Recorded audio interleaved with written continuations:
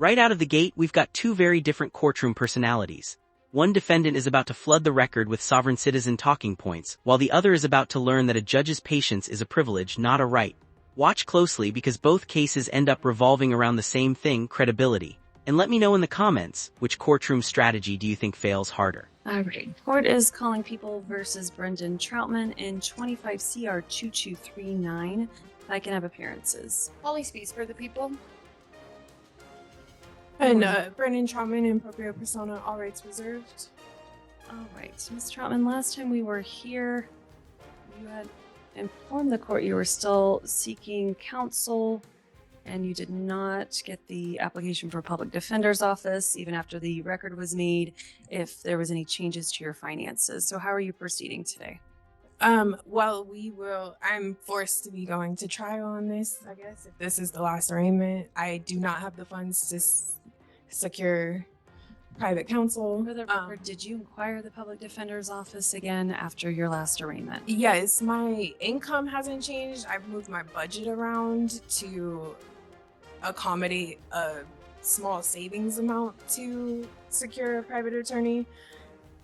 But yeah, so I'm getting retainer fees of $2,500, $5,000, and $15,000. So that's just just for my clarification, you still don't qualify for the public defender's office? No, I do not. Letting me know. Okay. Yes. All right. Ms. Spees, any additional record for the people? Judge, I believe at this point, Ms. Troutman and I have had a phone conversation, a few conversations before court on different dates. And so given that I believe we've given ample opportunity to apply for the public defender, we should proceed forward with setting trial dates. I did just want to make a Lafleur record, and I don't have in my notes that an Arguello advisement was done, so I'm not sure how this court would like that. I advised her last hearing, Ms. Speed, right? I believe Ms. Davis was covering for you. Thank you for letting me know. In terms of the Lafleur record, right now, as the charges currently stand, the defendant has been charged with 5 counts. Count 1 is F for assault in the second degree strangulation, and count 2 is F for kidnapping, seize carry. Count 3 and 4 and 5 are all misdemeanor counts. Count 3 is assault in the third degree, and count 4 and 5 are misdemeanor 1 or child abuse, and count 5 is misdemeanor 2, child abuse. I met with Ms. Troutman in the disposition room before court today and inquired if she wanted an offer. She said no, she did not want an offer and she would proceed to trial. Given that, I just wanted to put on the record that if Ms. Troutman wanted an offer, what we have VRA compliance for is M1 assault in the third degree and M1 child abuse for dismissal of all felony counts and the remaining misdemeanor count with an agreement to probation. Thank you for that. Do you understand that that would be the offer if you were interested in hearing an offer from the district attorney's office, Ms. Troutman? Yes, I heard what she said. And I do get that that would be the offer she would be extending to me should I choose. Okay. And are you accepting that offer today? No, I'm not. All right. The court will enter a not guilty plea. We will set this for a pretrial conference. I'm going to set this on my next docket day of May 26th. Ms. Spees, is that clear for you? I have one moment, Your Honor. Sure. I also have 2 things that I need to put on the record. Okay, hold on just a moment. Did you say May, Your Honor? I did. In 2 weeks? May 26th. Yes, I can accept that. Okay. All right, that's in 2 weeks. Ms. Troutman, morning or afternoon? Afternoon will work. You're saying, is this pretrial? What is this? Pretrial conference is when you clear dates for motions, hearing, and a jury trial. Okay. Speedy trial will run from today as I have entered a not guilty plea on your behalf. Speedy trial is 6 months. We will set motions, jury trial, as well as a plea cutoff within that time. So I do want to put for the record, I have to request an ADA advocate for this because I am not formally trained in law. That puts me at a huge disability with moving forward with this case. This is actually a huge moment legally. The prosecutor just placed a plea offer on the record that would dismiss multiple felony charges in exchange for misdemeanor pleas and probation. Judges like making sure defendants understand exactly what's being offered because once a case goes to trial, that deal may disappear forever. Turning down a plea is absolutely a defendant's right, but it's also a gamble with very real consequences. At pretrial, is that when I would have to have all motions for suppression and stuff in? No, that's when I set the motions date. Okay. And those would be due 30 days prior to the motions hearing. Okay. Also, am I allowed to put what I need to put on the record right now? Or do you want me to wait? Go ahead. Okay. I just want to draw attention to my notice of intent for seeking redress. My right to redress, actually. For the record, God-given right for motherhood was violated. Amendment violations, compelled being a witness against myself, clear evidence of investigation practices operating from a presumption of guilt, abuse of process, judicial misconduct, prosecutorial misconduct, trespass, assault and battery, and wrongful imprisonment. And I will be seeking redress in accordance with the Supreme Court ruling Trezevant versus City of Tampa and the fee schedule that is currently on record with the Denver County Clerk of Record.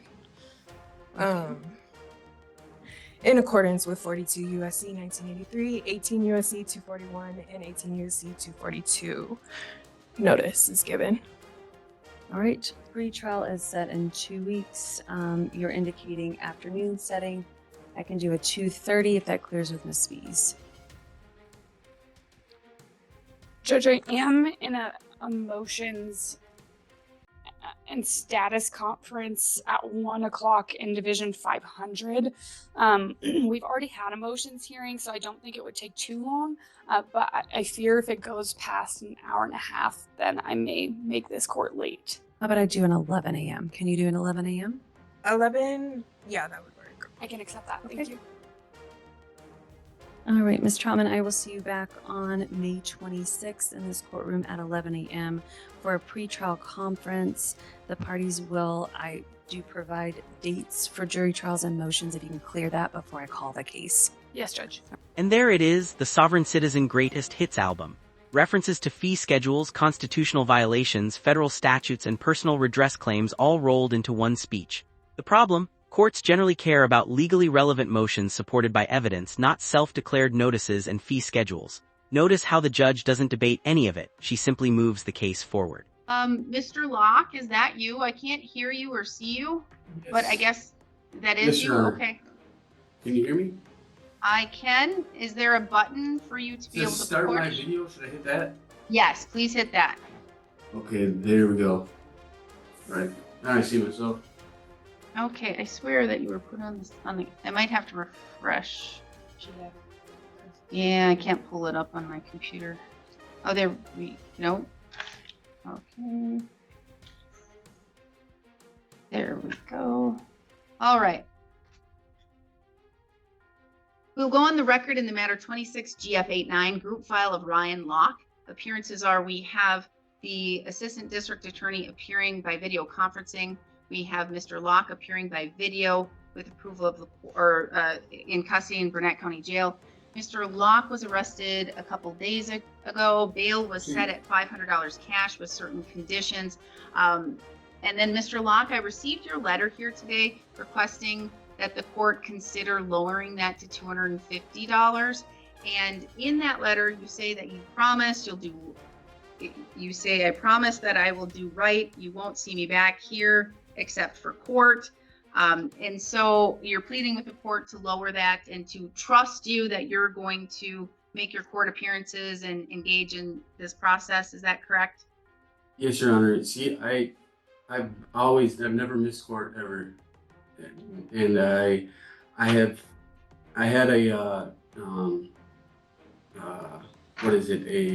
an interview today for a job that is in walking distance from where I'm living in Spooner. And I was not able to make that today, but I was hoping to get out so that I was able to call them today back and say, hey, I'm sorry about this, communication. But I'm very, very interested in that job. Is there a chance that I can still get it? Because I've been looking for work and it's been tough. I hear you, Mr. Locke, and I don't want to interfere with your ability to get a job and to be able Yes. to provide for yourself, et cetera, because that, I mean, everybody deserves to do that, and you should be able to do that. And you said it's within walking distance from your address? Yes, it is. So what is your address then? It is 613 Smith Street in Spooner. Okay. And is this a bar or restaurant or anything that I would have to worry about with bond conditions? No. It is for a warehouse. It's tenant, TENT or something, TENENT or something. It's spelled. Okay. So I'm All right. really, really hoping that I get that job, because I mean it's perfect for me. It's like right down the road. I mean there's no reason why I can't make the job, because it's walking distance, and then I'll be able to figure out my license and everything. So, but right now I don't have any money, and that's why I didn't know that there could be, because I mean Wisconsin is so different than it is in Minnesota, because you have to in Minnesota you got to find like a bail bondsman. See, I didn't know that there could be a signature bond where you don't have to pay anything to get out. So that would be awesome if I wouldn't have to pay anything, because I can't even afford anything right now. That's why I was hoping to get a job so that I was able to, Well, Mr. Locke, the reason why the court put cash on as bail in Yes. this case is because you have the open Polk County case. And in this new incident, that would be allegations that you violated your conditions of the Polk County bail. Yes. So then that raises concern for this court, that are you going to make your court appearances? Are you going to follow the court's conditions, etc.? So are you telling me here today that you're promising in open court here, you're going to, if charges are filed, you're going to abide by that, and you're going to come to court? And I may allow Zoom too, because especially if you don't have a driver's license, I Yes. don't want you to drive if you don't have a license. And quite honestly, I want you to get your driver's license. Thank you. And I want to give you time to do that if that's something that we're Thank going to you. deal with in my case. And so Yes. I will do that. I'll let you know that. Thank you. So if you're telling the court and you are telling me the truth, Yes, I promise. okay, then what I will do is, because I don't want to stand in the way of a job and getting a driver's license, etc. Well, Thank first, you so can the much. does the state want to make any statement, any argument? State has no position on this, Your Honor. Okay, so I'm going to believe you here, Thank okay, you Mr. so Locke? much. And I'm going to trust you, and I'm Yeah. going to tell you, if I extend trust and you violate it, then I'm not as nicey, okay? I appreciate it so much. So I will amend to a signature bond. You don't have to Thank come you. up with any cash, because I'd rather have you save that. Even you said $250. I'd rather have you save that and work towards your driver's license, rent, food, whatever.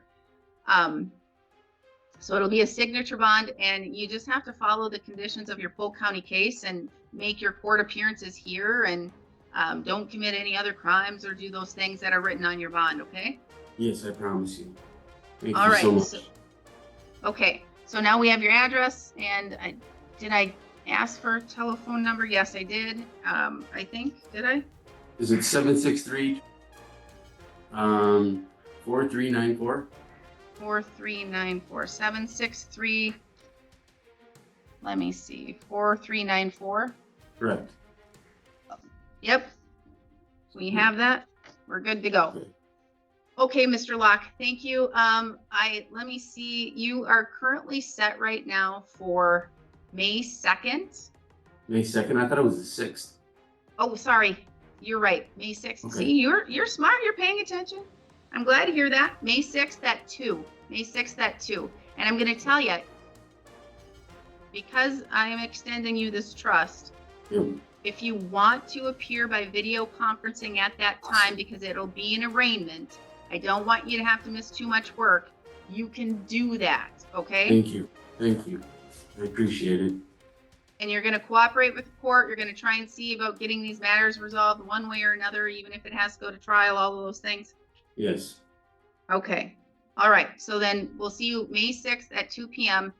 The video conferencing will be on your notice, and you should get that before you're able to leave the jail today, okay? Thank you so much, Your Honor. I appreciate All right, it. thank you, Mr. Locke. You have a good day. You too. Give this judge some credit here. She's taking a chance on a defendant who already has another pending case and is asking for trust instead of cash bail. In legal terms, this is a judge exercising discretion. In everyday terms, she's basically saying, don't make me regret helping you. What do you think? Would you have lowered the bond based on this promise? Mr. Locke, is that you on the Samsung? You are muted, and I hit a button to ask you to unmute, and I've now hit something to ask you to start your video. There you are. How are you doing today? Are you Mr. Locke? I don't know what's going on. I should be in there. I will hit a button again to ask you to unmute. There. All right. Are you Hear me? Are you Mr. Locke? Ryan? Are you Ryan? Because I'm going to tell you, I need to understand who you are, because when I saw you at the last hearing, you were in custody and you were really, really tiny. So I need to be able to know, so I can put your picture of your face in my head to associate things. So I am speaking with Ryan Locke. Object. Sir, well, if this is the route it's going to go, and I think I've been very super fair to you, and with your bail and with all of those other things, if this is how it's going to go, then I will never allow you to be by Zoom again, and we can get a warrant and we can go that route. So if you want to cooperate and you want to participate and be nice to me as I am nice and respectful to you, we can go about it that way. How would you like to go about it? I am trying to speak, and you are. All right. So here's the thing.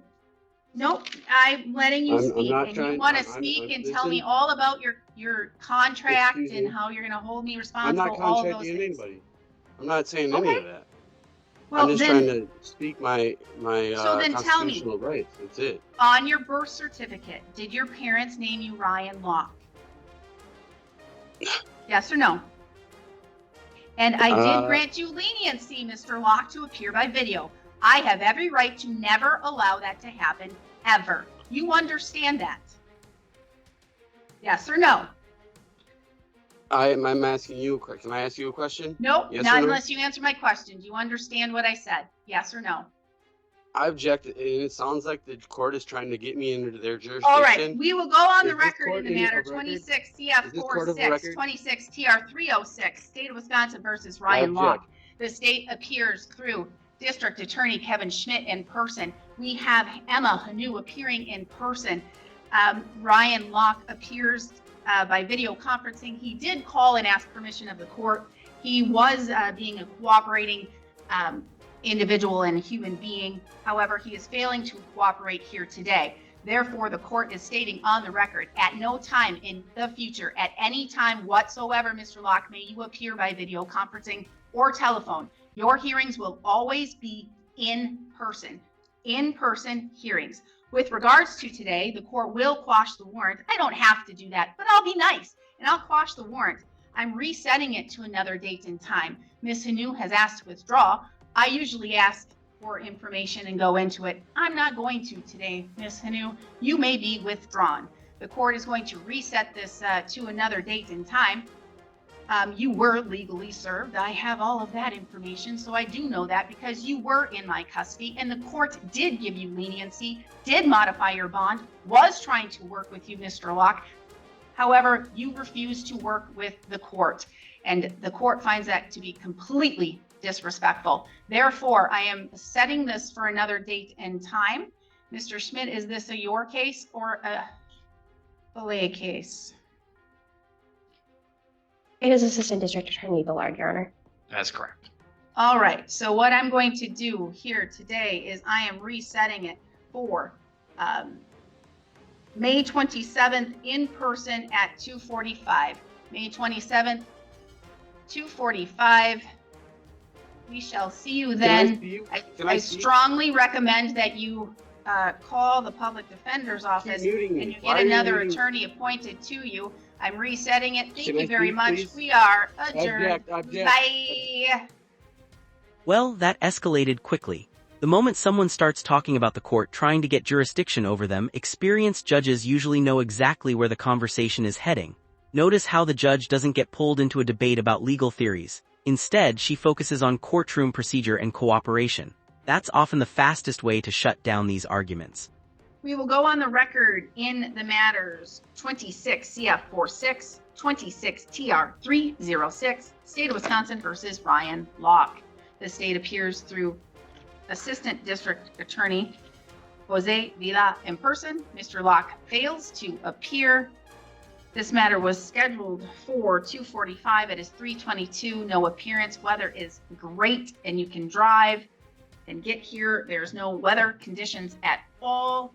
The court did have a hearing with him on May 21st, 2026, in which he appeared by video conferencing and was being combative and not complying with the court's process.